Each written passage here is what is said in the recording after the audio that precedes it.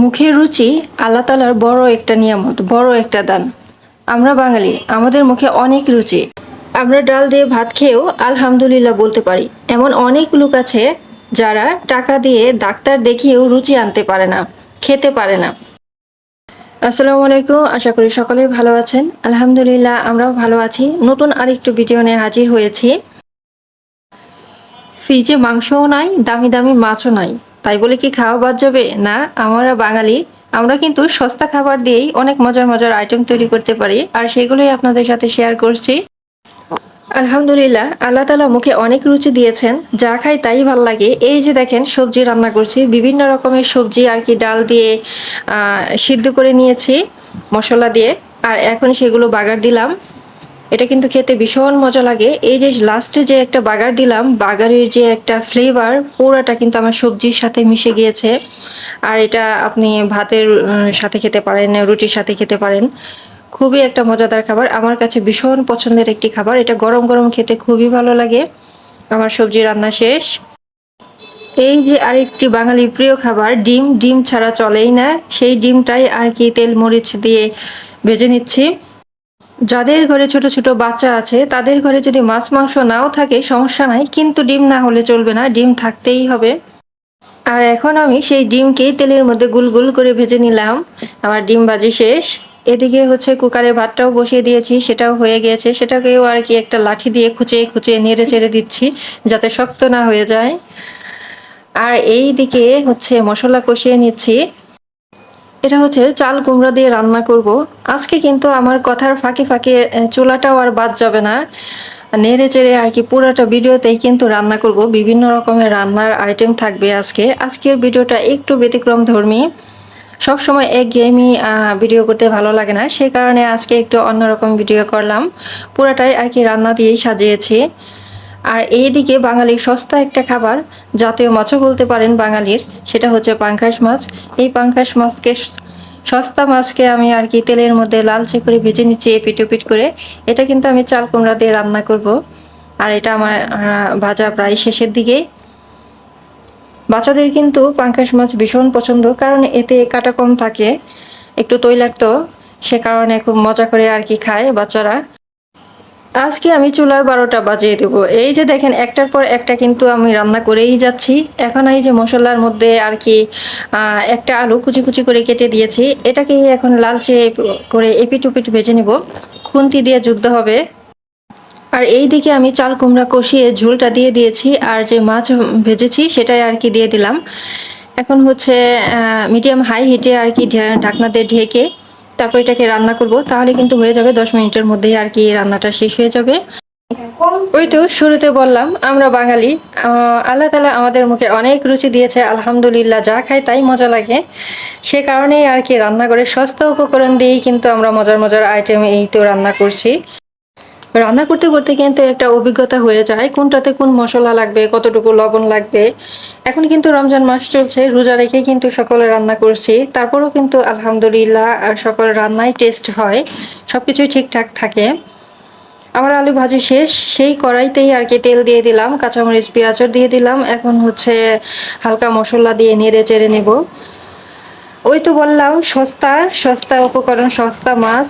আমি কিন্তু পাঙ্গাস মাছ দিয়ে চাল কুমড়া রান্না করেছি, আর 2 পিসই রেখেছিলাম, সেই 2 পিস পাঙ্গাস দিয়েই কিন্তু এখন চিনচিনা ভুনা করে নেব। চিনচিনা হচ্ছে এক এক এলাকায় এক একটা বলে। তো আমি মশলার মধ্যে আর কি মাছগুলো ছোট ছোট পিস করে নেড়ে চেড়ে নিচ্ছি, এটাকে হালকা একটু কষিয়ে নিব। আর এইদিকে আমার চাল কুমড়া প্রায় রান্না শেষের দিকে, আলু ভাজিটাও হয়েছে, আর এই তো চিনচিনাটাও দিয়ে দিলাম, ছোট ছোট করে কেটে নিয়েছি। এটাতে কিন্তু পানি দিব না, আর তেল মশলার সাথেই আর কি ঢেকে দিব, তাহলেই এটা আস্তে আস্তে জালে হয়ে যাবে, লালচে রং হয়ে যাবে। আর এই পাশে এই তো সাঁতার কাটবো নাকি খাবো বুঝতে পারছি না। এটা হচ্ছে ডাল, পাতলা করে রান্না করছি, কারণ ডালের পানিটা আমার বাচ্চা, আমার পরিবারের সদস্য আর কি খুব পছন্দ করে। সে কারণে ডালটা হচ্ছে পাতলা করে রান্না করছি, নদীর জলের মতো। এটা এখন এই যে বাগার দিচ্ছি, বাগারে সুন্দর একটা গ্রান বের হচ্ছে। আর এই বাগারে অল্প করে ডাল দিয়ে দিলাম, এখন এটা হচ্ছে হাঁড়িতে আমি ঢেলে দিব, আর কিছুক্ষণ নেড়ে চেড়ে ঢাকনা দিয়ে ঢেকে দিব, তাহলে পুরাটা গন্ধ আর কি ডালের মধ্যে ছড়িয়ে পড়বে। কালারটা খুব সুন্দর এসেছে। আর এই পাশে হচ্ছে আরেকটি সস্তা মাছ, এটা কি মাছ, তেলাপিয়া। সেই তেলাপিয়াকে হচ্ছে মশলাতে মেখে নিলাম। এটাকে এখন লালচে করে ভেজে নিব। এটা সবজি দিয়ে রান্না করব না, এটা ভাজি রাখবো। যাই হোক, কথা বলতে বলতে কিন্তু আমি অনেক কিছুই আর কি রান্না করে নিচ্ছি সস্তা আইটেমের মধ্যে। আর এই পাশে যে সবজি কেটে নিয়েছি, শুধু মুখ মিষ্টি জাতীয় খাবার খাবে, মজার মজার খাবার খাবে, তা কেমন করে হয়। আমি মুখকে তিতা করার জন্য এখানে করলা কেটে নিয়েছি, গুল গুল করে কেটে নিয়েছি। এই তিতা করলা ভেজেই এখন মুখকে আর কি তিতা করে নিব। সবসময় মিষ্টি কথা মানুষের ভালো লাগে না, তিতা কথারও দরকার আছে। এই করলাকে আমি এই তো তেল মশলার মধ্যে আর কি নেড়ে চেড়ে এখন একটু মচমচে করে ভেজে নেব। একটা আলু কেটে দিয়েছি, খেতে আরেকটু বেশি ভালো লাগবে। আর করলা ভাজির মধ্যে আপনি যদি শুধু কাঁচামরিচ পেঁয়াজ দিয়েই ভাজি করেন তাহলে বেশি খেতে ভালো লাগে, মশলা দিলে কিন্তু এটার আসল স্বাদ আর পাবেন না। আর এদিকে মিষ্টি কুমড়া আমি ডিম দিয়ে আর কি এপিট ওপিট করে ভেজে নিচ্ছি। বাঁচতে বাঁচতে কিন্তু এটার অবস্থা খারাপ, গলে গিয়েছে। যাই হোক, এদিকে কড়াইয়ের মধ্যে মশলা কষিয়ে এই তো ছেড়ে দিলাম সাপের মতো মাছ, এটাকে কি বলে, বাইম মাছ। সেই বাইম মাছকে আর কি কষিয়ে নেব। কষিয়ে তারপরে হচ্ছে গাছে একটা ছোট্ট বেগুন ধরেছিল, সেই বেগুনটাকে কেটে নিয়ে আসলাম। আর এটাও আর কি ছেড়ে দিলাম গুল গুল করে। এই ছোট্ট বেগুন দিয়েই আর কি এখন বাইম মাছটাকে ভুনা করে নেব। এটাতে কিন্তু কোনো ঝোল হবে না, তেল মশলার সাথেই আর কি এটা ঢেকে আর কি রান্না করব। এটা ভাজতে ভাজতে লাল হয়ে যাবে ভুনা করতে করতে। আমি কিন্তু কোনো পানি দিই নাই, আর ঢেকে দিয়েছিলাম বলে একটু পানি উঠেছে। আর এটা নাড়াচাড়া করতে করতে পানিটা শুকিয়ে যাবে, তাহলেই হয়ে যাবে আমার রান্না।